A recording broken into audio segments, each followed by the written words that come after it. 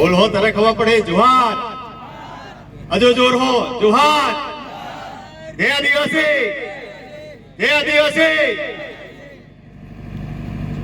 जय जोहार का नारा है लापसी बड़े हैं अस्सी जोरों बोलो जय जोहार का नारा है जय जोहार का नारा है आवाज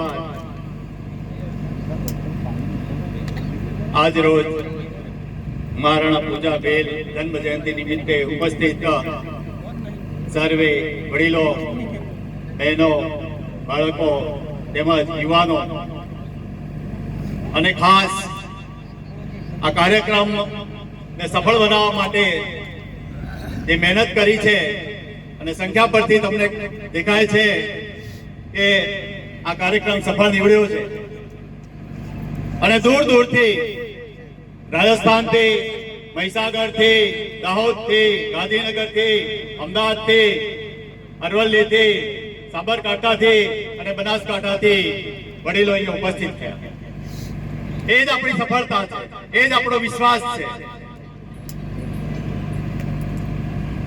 કહેવા જેવું તો કશું રહ્યું નથી રાજસ્થાનના વડીલોએ રાજુભાઈએ માનનીય ચાહલ સાહેબે પ્રવીણભાઈ પારગી સાહેબે તેમજ સર્વે વડીલોએ જે પણ સમસ્યા હતી દરેક સમસ્યા આપણી સમક્ષ જણાવી ચિંતા કરી પરંતુ જ્યાં સુધી આપણી યુનિટી ના હોય ત્યાં સુધી કશું નહીં કારણ કે સરકાર આપણને વેર વિખેર કરવા માંગે છે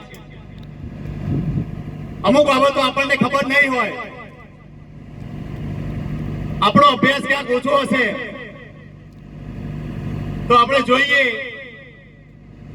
કે સ્ટેચ્યુ ઓફ યુનિટી બન્યું ત્યારે statue of unity SOU act બન્યું એસઓયુ એક્ટ ફક્ત કેવડિયા માટે નહોતું એ બન્યો અને કેવડિયાનું એકતાનગર થઈ ગયું આજે એકતાનગર થી ઓળખાય છે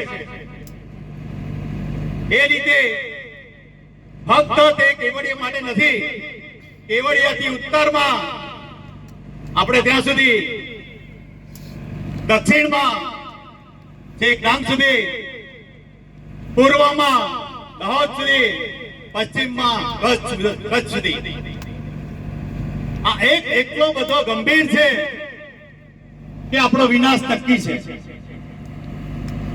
જ્યારે વિધાનસભામાં આ એક્ટ પસાર થયો ત્યારે આપણા 27 ધારાસભ્ય મૂક બનીને બેસી રહેલા હતા ત્યારે એક વિદ્વાન જિગ્નેશ મેવાણી એક જ બુદ્ધિશાળી હતો તેણે વિધાનસભામાં એક્ટ ફાડી નાખ્યું હતું આ બિલ ફાડી નાખ્યું કે આ તો આદિવાસીઓ માટે વિનાશકારક બિલ છે તેમ છતાં પણ 27 ધારાસભ્ય ચૂપ રહ્યા એના માટે જવાબદાર કહેવાય અત્યારે તમે જુઓ ભારત સરકારે રાજ્યસભા છે લોકસભામાં બીજું બિલ વન સંશોધન અધિનિયમ 2023 આ ખાસ તમે ધ્યાનમાં રાખજો વન સંશોધન અધિનિયમ 2023 એટલું ગંભીર છે જંગલમાંથી આપણે લાકડા લેવા જઈશું અને લાકડા લેતા ફોરેસ્ટર પકડશે તો એને ગોળી મારવાનો પણ અધિકાર છે એ અધિકાર આ અધિનિયમમાં આપી દીધો છે આટલું ગંભીર છે તેમ છતાં પણ આપણે જાગૃત થયા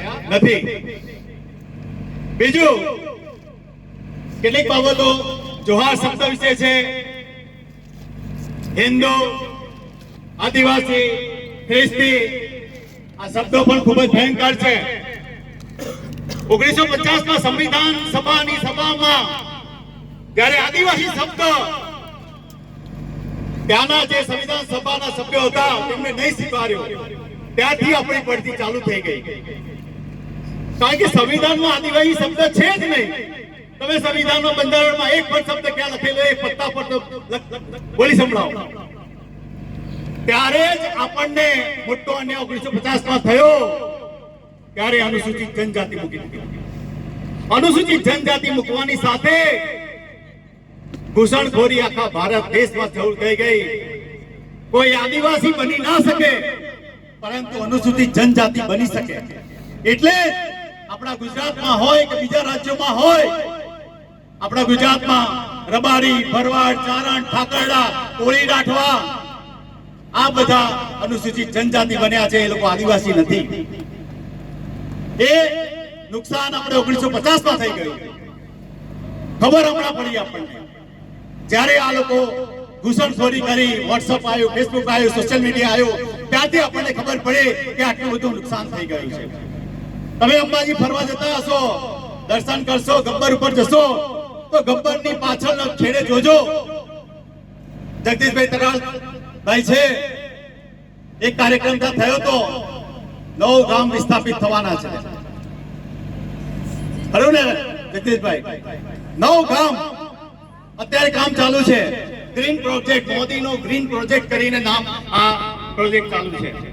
ક્યાં વિનાશ ચાલુ છે? વિનાશ ચાલુ છે. કોઈ પણ આદિવાસી વિસ્તારમાં આ વિનાશ ચાલુ છે. કેવી રીતે બચીશું? કાલે જ એક ફોન આવ્યો રાત્રે કે સાહેબ અમારે ખોખરા બોર્ડર થી ટીટારણ સુધીની આજુબાજુની જમીન અમારે લઈ લીધી છે. તો પૂરું કરો બરાબર. અમારી આજુબાજુની જમીન લઈ લીધી છે પણ એનું વળતર આપ્યું નથી. કામ થઈ જશે, વળતર ક્યારે મળશે? તો એ પણ ખૂબ જ ચિંતાનો વિષય છે કે આપણે સંગઠિત થઈશું ત્યારે કંઈક થશે, સંગઠિત નહીં હોઈએ તો કઈ નહીં મેળ પડે. આ જનમેદની છે, આ જનમેદની વિજયનગરના ડેપો બનાવવા માટે પણ ત્યાં ઉપસ્થિત થવી જોઈએ. શરમજનક વાત છે કે આઝાદીના આટલા વર્ષ થયા તેમ છતાં પણ આપણે વિજયનગર તાલુકામાં એક ડેપો નથી. એના માટે જવાબદાર કોણ? આપણા જનપ્રતિનિધિઓ તો છે, પરંતુ આપણે એને વોટ આપીને અમે જનપ્રતિનિધિ બનાવીએ છીએ. તો ઘણી બધી આપણામાં પણ ઉણપ છે, આપણી પણ ખામી છે. આપણે સૌએ બધાએ ભેગા મળીને જનજાગૃતિ કરવી પડશે. સમય નથી, વક્તાઓ વધારે છે, એટલે મારી વાણીનો અહીંયા વિરામ કરું છું. જોહાર, જય આદિવાસી.